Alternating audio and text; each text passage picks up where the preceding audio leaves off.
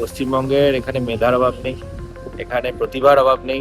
বাম আমলে যেভাবে একের পর এক কলকারখানা বন্ধ করে দেওয়া হয়েছে, মূল আমলে যেভাবে দুর্নীতি আর সেন্টিমেন্টের রমরমা চলেছে, ভয়ে আউট হয়েছে, ভরসাহীন হয়েছে, যেভাবে করে ইন্ডাস্ট্রির জোয়ার আসছে। মমতা বন্দ্যোপাধ্যায় মিডিয়াকে ভয় পাচ্ছে, সাধারণ মানুষকে ভয় পাচ্ছে।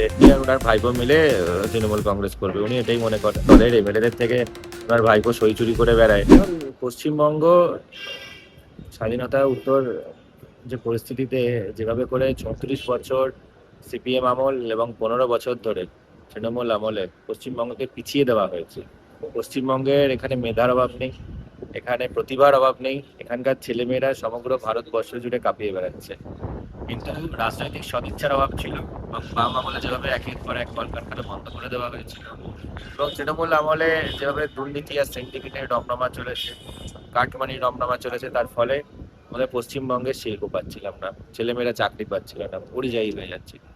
সেই পরিস্থিতির অবসান ঘটে গেছে, ভয়ে আউট হয়েছে, ভরসাহীন হয়েছে এবং সেই ভরসায় এখন পশ্চিমবঙ্গে যেভাবে করে ইন্ডাস্ট্রির জোয়ার আসছে, দেখতে পাচ্ছেন অলরেডি তো শুরু হয়েছে। আরো মানে আমি বলবো যে এরপরে সংখ্যা যা আসবে দেখবেন লক্ষ লক্ষ কোটি টাকার শুধুমাত্র বিনিয়োগ আসবে পশ্চিমবঙ্গে আগামী দিনে। একের পর এক মানে তৃণমূল যারা নেতা তারা পদত্যাগ করছেন এবং পদত্যাগ করার পরেই মমতা ব্যানার্জি লাইভ করছেন আর বলছেন যে তিনি মিডিয়াকে কোনো রকম প্রশ্ন উত্তর দেবেন না, তিনি লাইভের মাধ্যমে সমস্তটা জানাবেন। কি মমতা বন্দ্যোপাধ্যায় মিডিয়াকে ভয় পাচ্ছে, সাধারণ মানুষকে ভয় পাচ্ছে। সাধারণ মানুষ ওনার কাছ থেকে হিসেব চাইছে, দিচ্ছে না। মিডিয়া প্রশ্ন করলে উত্তর দিচ্ছে না, উনি আতঙ্কিত। সাধারণ মানুষ দেখলে ওনার ভয় লাগছে, মানুষ যে ওনাকে রিজেক্ট করেছে সেটা ভেবেই উনি এখনো ঠিক সেটা রিয়েলাইজেশন হয়ে উঠছে না। উনি বলছেন যে ২১শে জুলাইয়ের মধ্যেই সবাইকে চলে যেতে, যার আর যাওয়ার উনি আর ওনার ভাইপো মিলে তৃণমূল কংগ্রেস করবে, উনি এটাই মনে করেন। যে উনি আর ওনার ভাইপোকে নিয়েই করতে করতে ওনাদের দলের কি পরিস্থিতি হয়েছে এবং মানুষ সেটার ম্যান্ডেট দিয়েছে, তো বুঝতেই পারছেন। আর ওনার নিজের দলের এমএলএদের থেকে ওনার ভাইপো সই চুরি করে বেড়ায়, তো সেই পরিস্থিতিতে ওনার দলে আর কে থাকবে।